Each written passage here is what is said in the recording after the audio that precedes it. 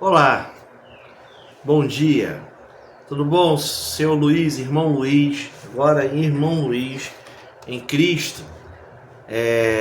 Eu estou gravando o- os estudos, né? A introdução dos estudos da classe dos catecúmenos, que é uma classe que nós temos em nossa igreja para orientação de novos membros, né? Então a gente tem esse cuidado de orientar as pessoas que estão chegando até o seio da igreja, até a comunhão, para entender, para compreender o seu chamado, segundo a vontade de Deus para as suas vidas, né? O primeiro passo foi o Espírito Santo tocar em seu coração, né? Esse toque do Espírito, ele é que traz ao homem o convencimento do pecado, da injustiça, de todo juízo, né? É o primeiro passo do arrependimento, é o primeiro passo de ser sensível a ouvir a voz de Deus, né? Então, foi genuína a sua conversão. Daí, a partir desse momento, é o momento de ingressar no corpo de Cristo. E para que tenha nesse momento o ingresso no corpo de Cristo, é preciso que passe por um processo, e esse processo ele se dá o discipulado, né? O discipulado é você receber a orientação de membros mais velhos, né? Com cuidado de ensinar a doutrina, ao comportamento, como que nós nos reunimos, aos princípios de adoração ao Deus Criador dos céus e da terra, né? O entendimento, a compreensão do sacrifício de Cristo na cruz do Calvário, o sentido da salvação, o sentido do plano redentivo de Deus para redimir, para salvar o homem do seu pecado, do homem da ignorância, do qual foi levado ao estado de miséria, né? E que é encontrado a humanidade que não tem Deus, que não reconhece Deus, que não é o seu caso. Você é tido como um eleito do Senhor, uma pessoa que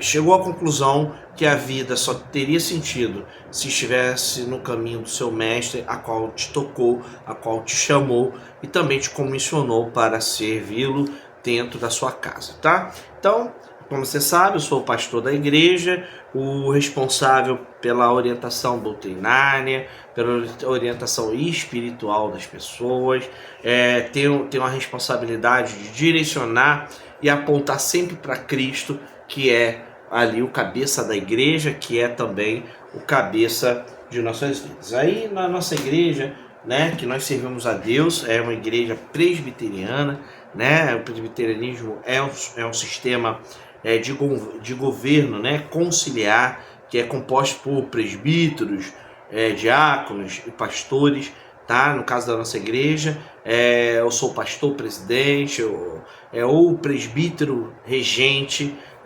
o responsável pelo ensino, pela instrução, pela ceia, pelo batismo, né? Você vai passar pela responsabilidade, pela minha responsabilidade e atribuição como pastor da igreja, né? Para batizar e ministrar o sacramento, que é as ordenanças, né? Que Jesus mandou, que consiste na ceia e no batismo, né? Então, primeiramente, é uma prescrição da igreja para que você participe da mesa de Cristo, da ceia, entrar na comunhão da igreja. Então, a entrada é pela porta da frente, a entrada é pela admissão, né, pública por intermédio do batismo e a profissão de fé, né? Você vai, além de ser batizado, você vai professar a fé em Jesus publicamente, e assim, depois dessa profissão de fé, que é um ato social, que é um ato para incorporar, né, espiritualmente no corpo de Cristo, né, fazer parte da igreja. Então tem que ter esse processo. Para isso, você está aqui hoje vendo a primeira aula, onde que eu estou direcionando para você entender, né, a dimensão e a profundidade e a importância, né, e a responsabilidade e a seriedade, né, desse passo que você deu, desse passo de ingressar em uma igreja para comungar, né, para adorar, que é o sentido primordial, o primeiro sentido que nós temos é de adorar a Deus, né, e gozá-lo eternamente em sua eternidade, porque Deus, ele é eterno, né, ele é o Criador de dos céus e da terra, né? Ele é o onisciente, porque ele sabe todas as coisas. Ele é um Deus onipresente, está em todos os lugares, tanto está aí como está aqui comigo. Estamos reunidos aqui para falar do seu nome, né? E ele é onipotente, ele pode todas as coisas. Ele cura, ele sentencia a vida ou permite a morte, né? Ele é um Deus que é maravilhoso, é um Deus que é criador, é um Deus justo, é um Deus perfeito.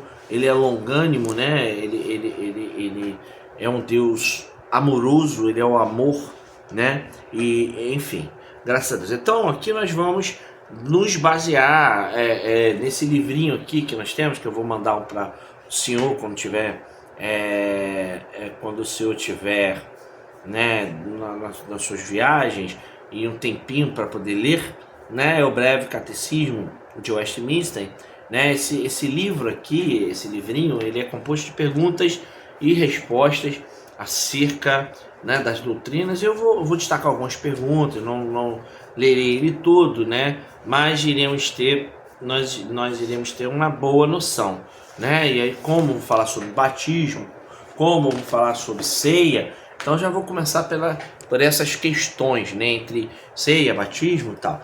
Bem, a nossa igreja, vou falar um pouquinho da nossa igreja, ela se baseia somente nas escrituras. Ela é a única regra de prática e fé, tá? Todo livro que ele é composto, ele tem que se basear nela, porque ela é a revelação, né, de um Deus soberano para a humanidade, da qual ele criou e se distanciou dele, tá? Então, esse distanciamento devido ao pecado, devido à escolha errada no ato.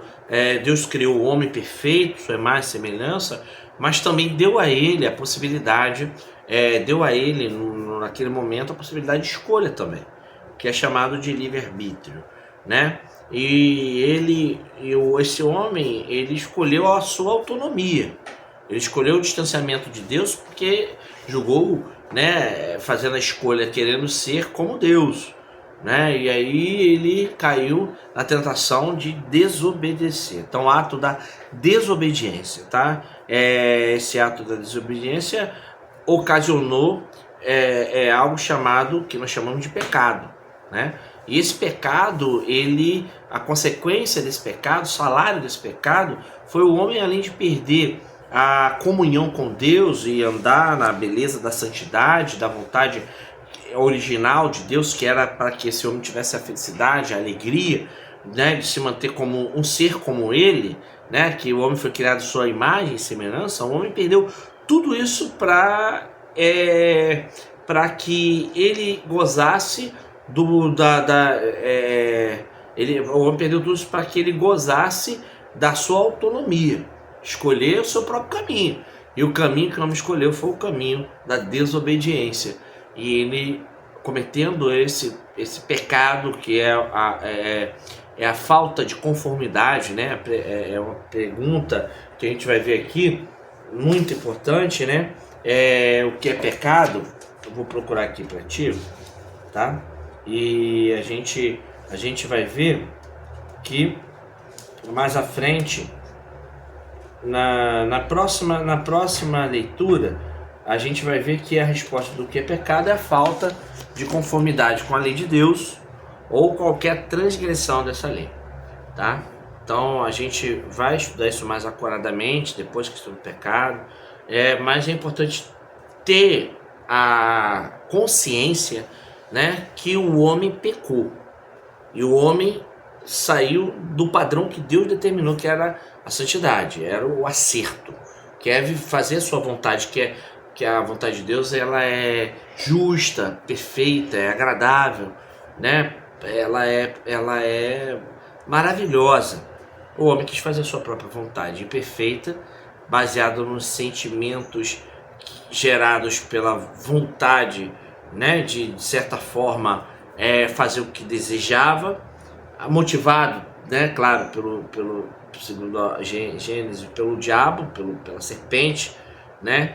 E tendo a consciência de que o homem errou, que ele está errado, quando esse homem se arrepende, que é o meu caso, o seu caso, e confessa o seu mau caminho e entra na comunhão, isto já é aniquilado, porque em Cristo Jesus, Filho de Deus, houve um plano também redentivo de Deus Pai para que o homem fosse salvo. Ele enviou o seu Filho para que no nosso lugar ele pagasse o preço, né, com a sua própria vida, desse erro que o homem cometeu lá na frente. Então por isso aí Jesus entra de uma maneira maravilhosa em nossas vidas para pagar o preço com a sua morte, o seu sofrimento que deveria ser pago por nós, né?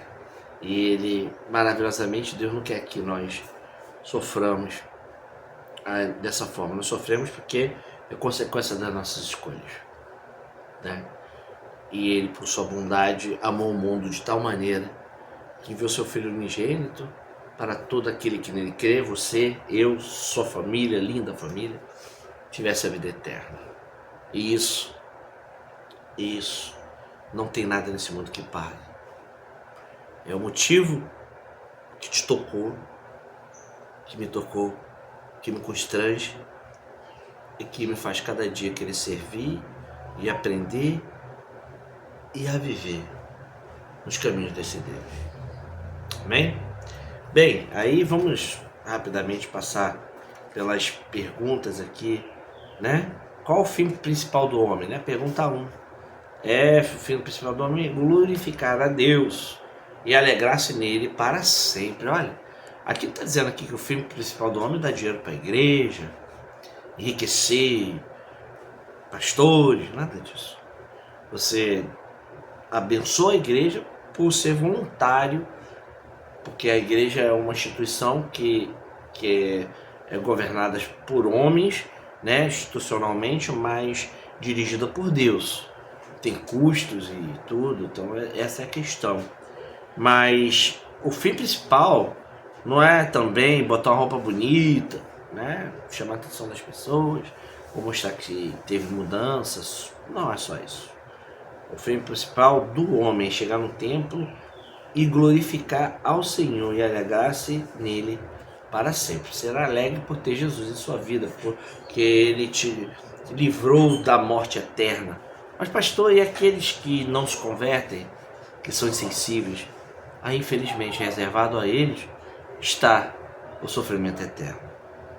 Aquele que serve a Deus, aquele que anda nos seus caminhos, aquele que obedece à sua palavra, ele tem como resultado a salvação da sua alma, que é eterna. Parece uma coisa louca, né? A gente tem uma vida aí de 60, 70, 80, muito 90. E alguns não chegam a 90, 70, né? Mas é uma vida que passa rápido. Hoje nós temos 40, 50, amanhã teremos 70, 80. E nós iremos perecer automaticamente, que a única certeza que temos na vida é a morte. Mas nós somos crentes não só pela vida, mas sim pela vida eterna. Então a gente continua aqui na pergunta de número 2, que regra que Deus deu para nos dirigir? Bom, dirigir a maneira de glorificar e de nos alegrarmos nele. Então, que regra que Deus nos deu para nos dirigir na maneira de glorificar e nos alegrar nele? O que Deus nos deu? Qual foi a regra? Aqui, ó, a gente apresentei. É a palavra de Deus, a Bíblia Sagrada. Essa é a regra única, inerrante, não é passível de discussão. Se ela manda, nós temos que obedecer. Entendeu? Ela é a revelação de Deus, é a regra, a única regra de fé e prática, é a palavra de Deus, a verdade de Deus. Ela não contém a palavra de Deus, ela é a palavra de Deus. Você entendeu? Ela é a palavra de Deus. E é por isso que você deve lê-la, porque aqui está a palavra de Deus, revelada, a vontade dele sobre as nossas vidas. Ele nos leva ao entendimento quando nós lemos, ele ilumina, se assim nós pedimos a ele. para que nos dê entendimento, tá? E a gente vai ver também aqui que a palavra de Deus é a regra. Então, qual a coisa principal que essa regra nos ensina? O que é principal? O que ela nos ensina? A coisa principal que a Escritura nos ensina é que o homem deve crer a respeito de Deus e o dever que Deus requer do homem. Nós temos que crer. Ela ensina isso. Devemos que crer em Deus, Deus Pai.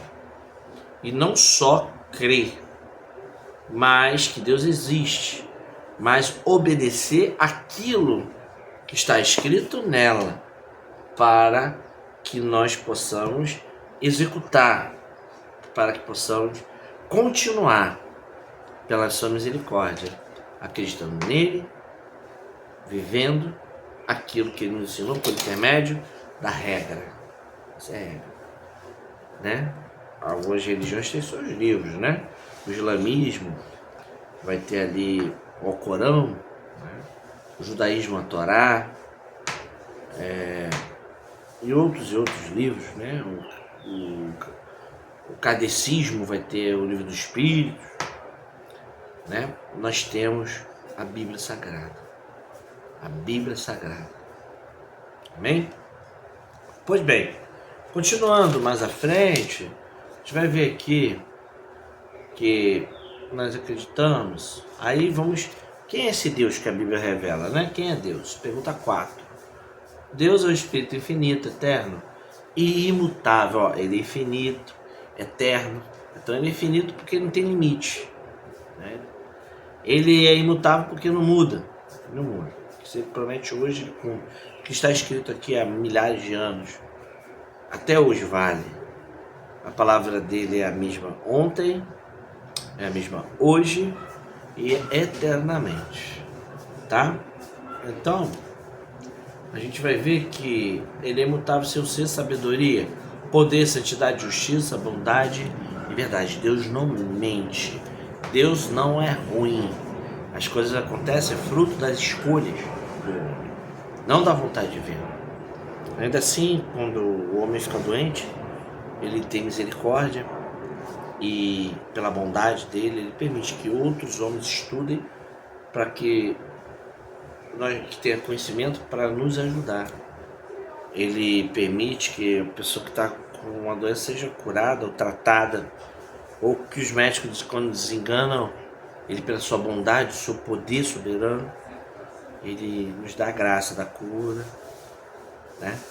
Ele não muda, ele é bom, não há mal nele, entende?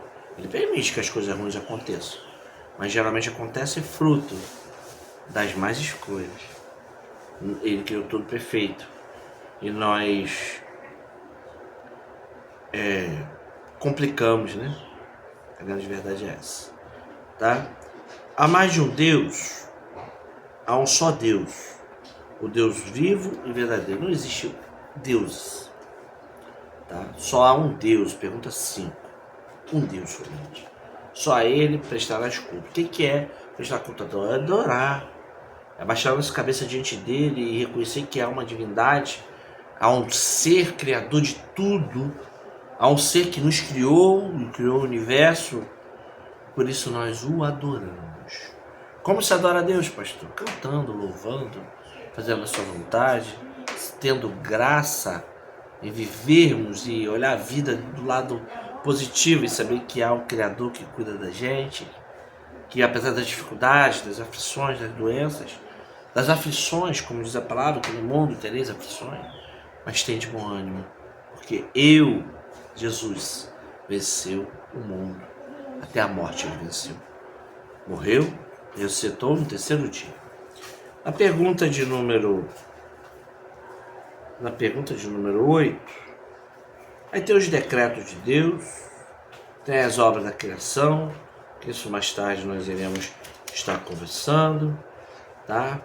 E aí, muita coisa boa, a gente já falou da criação de Deus com o homem, tá? E muita coisa que a gente vai vendo de acordo com as aulas, que eu vou fazer esse vídeo de 20, 30 minutos, até acabar todo o período. Eu gostaria que você escutasse não é possível trocar esse telefone comigo para eu poder te dar assistência. Quando puder, a igreja vá para te dar assistência, tá? Tá de folga, de férias, vamos continuar. E em breve a gente está marcando junto com o conselho, depois das orientações, depois eu quero ter uma conversa pessoal para ver o que você aprendeu e realmente, né?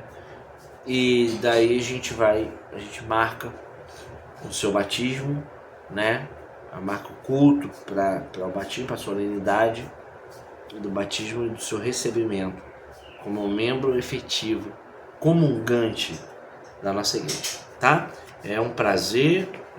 Depois, na próxima aula, eu quero falar sobre batismo, sobre você, para você entender melhor e ter a compreensão, tá? Daquilo que verdadeiramente você vai passar a seguir até os últimos dias da sua vida, mas para a eternidade com Cristo Jesus, que vive e reina eternamente. Viu? Que Deus te abençoe, te guarde e proteja a sua família, continuando te mantendo firme nas promessas do nosso Deus. Vamos orar. Deus, obrigado pela vida do teu filho.